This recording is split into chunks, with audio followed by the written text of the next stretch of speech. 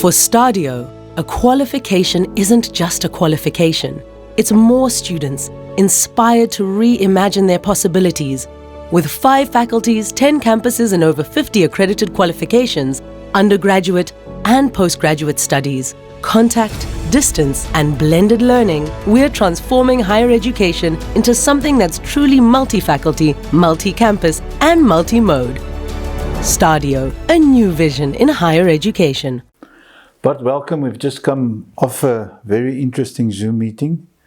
Exciting news for Schoolboy Rugby. Yes, Carl, very exciting. Nice to know that we got all the protocols in place, department, people are talking to each other through SARU and the structures, and looks like we can have some Schoolboy Rugby within a couple of months. Couple of weeks. Okay, to put it in short, the schools were 3 weeks ago allowed to start with non-contact training. The school does not need any permission. There's not going to be any announcement that Schoolboy Rugby is allowed to go over to contact training. For that matter, Club Rugby also. They can automatically proceed after the 4th week of non-contact training. They can proceed to contact training. But you had to give your local union notice that you're starting with non-contact training. They are going to be relaxed about it as long as you can prove when you started. And then Friday next week, when you're done with your 4 weeks, you must notify them again that you started with contact training.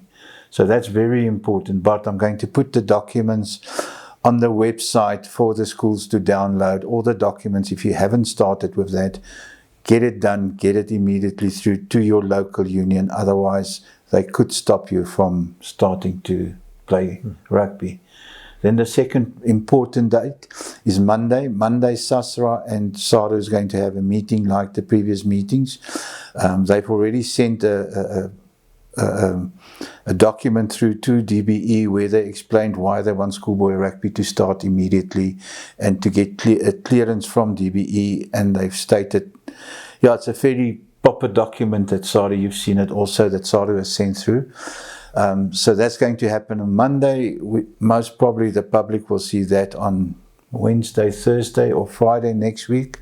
And then the most important date, DBE said that they plan to issue, or what do you do? Publish a gazette? Issue a gazette? Publish, yeah. No. Published a gazette on the 15th of March, more or less. And in that gazette, they will touch on everything that we can do and we cannot do. So, but that's exciting. So by the 15th of March, more or less, we will know what you have to do and everything in order to start playing and traveling to other schools. Yes, Carl, what is nice is, like I say, is to see the cooperation. Obviously, Department of Basic Education is in charge of all the COVID-related protocols and permissions.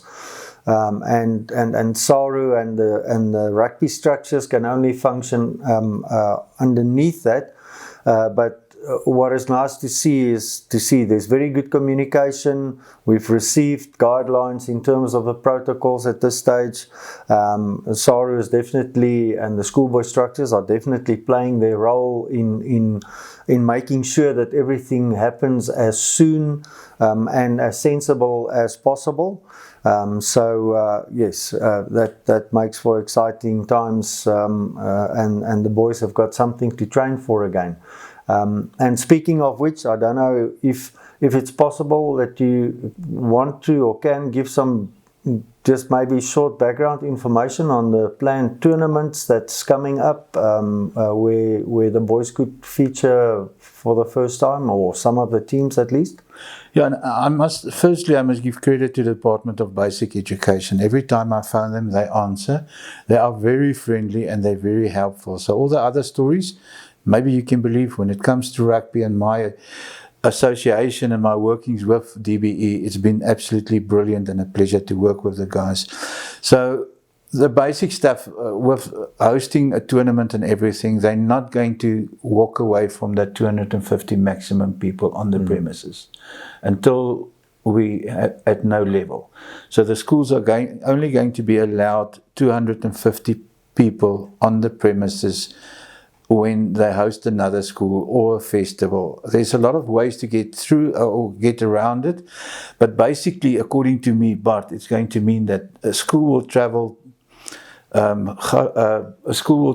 to another school with his first team, second team, under 16A, under 16B, under 16A, under 15A, and under 14A. Not good news for the kids that doesn't represent the school in the A team. But unfortunately, I think, Bart, that we all must accept. If the 250 limit on people onto a rugby field or on a venue is going to be kept, unless you keep your kids in buses and everything and cars outside of the venue. Some schools have 2 venues. Offices got lofters across the road where they can also play matches, and 250 people there.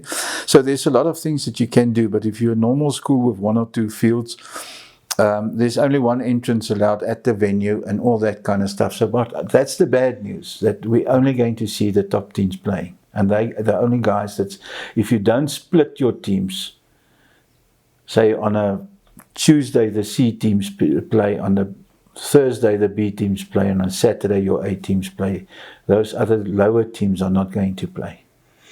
But Carl, doesn't that offer an opportunity then, for example, to our club structures to start up something where they can actually involve these schoolboys not playing matches at the moment? I'm just thinking out loud now, where they might, your players that would play in a 3rd, 4th or a 5th team at the school, maybe be involved in club structures where they could possibly play. And if the clubs are looking forward a little bit and in cooperation with the unions, maybe get some sort of a junior league or expanded junior league going. I'm just thinking so that all the boys get an opportunity to play. Yeah, and the club structures in Pretoria, their rugby only starts at the end of the schoolboy rugby, that's in August. So there is an opportunity, but I presume they can get involved earlier.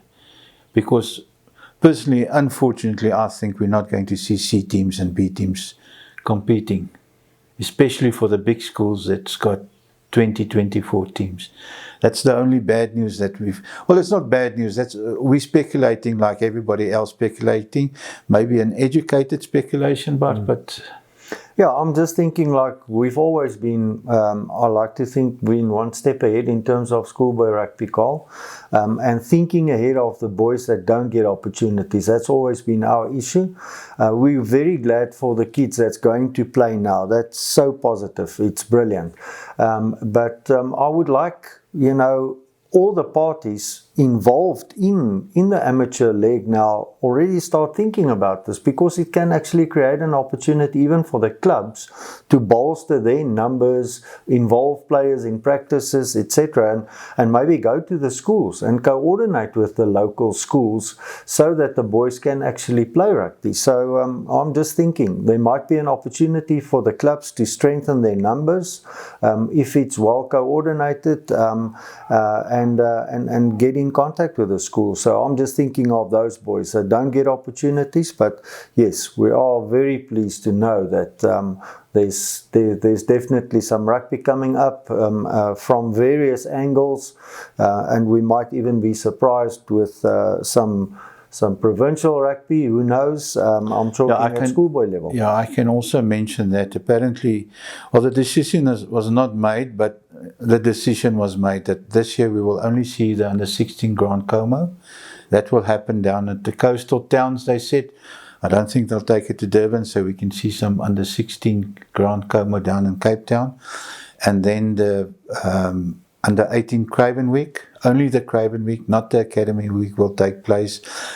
It's only Western Province that's going to be allowed 2 teams.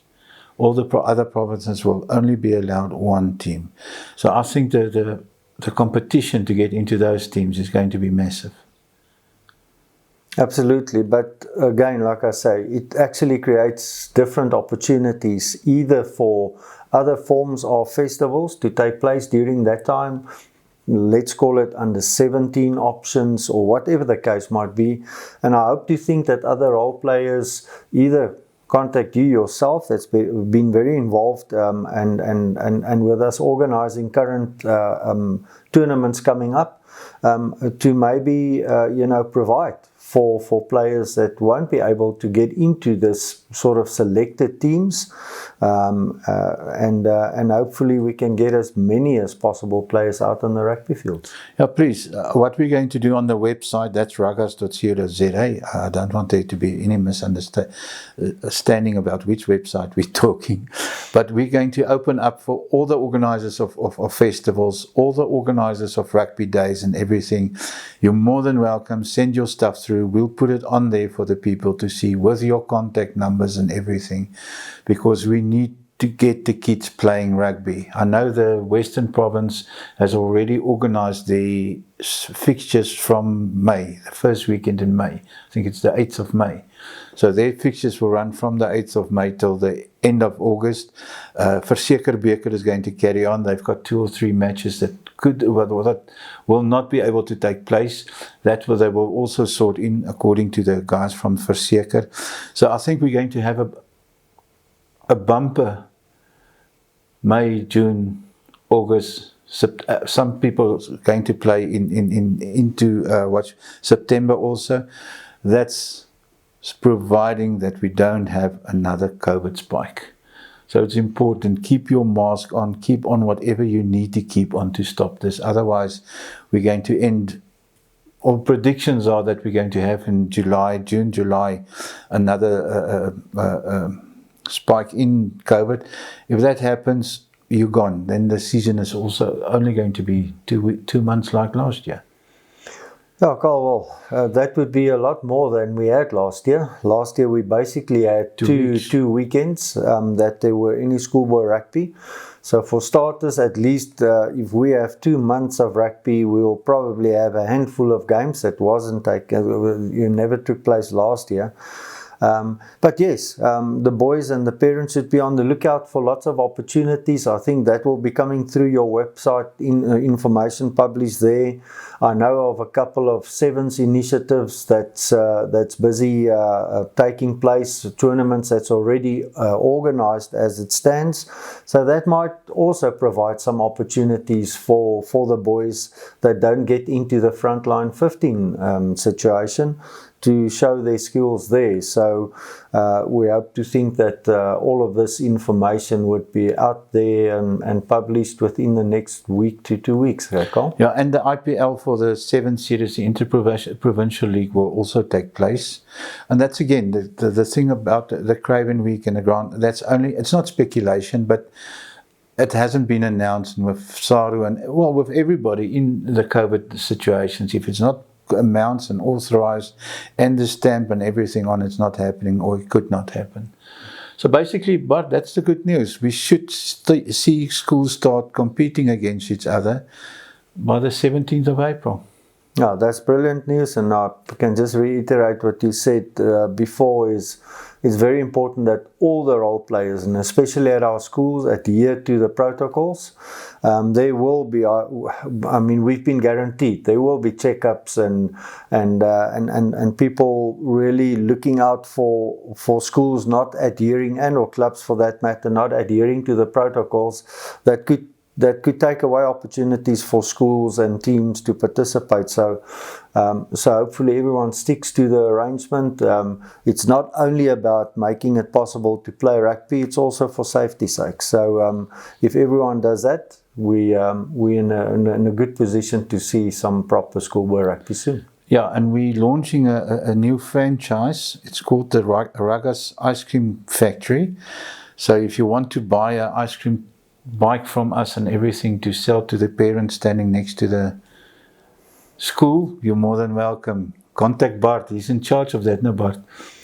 Carl, if I could imagine that you were serious, luckily I'm sure that our listeners and viewers out there know your line of attack by now. But thank you very much. All right, good news to the kids that will not be able to play, go to your clubs. But that's absolutely brilliant thinking of yours.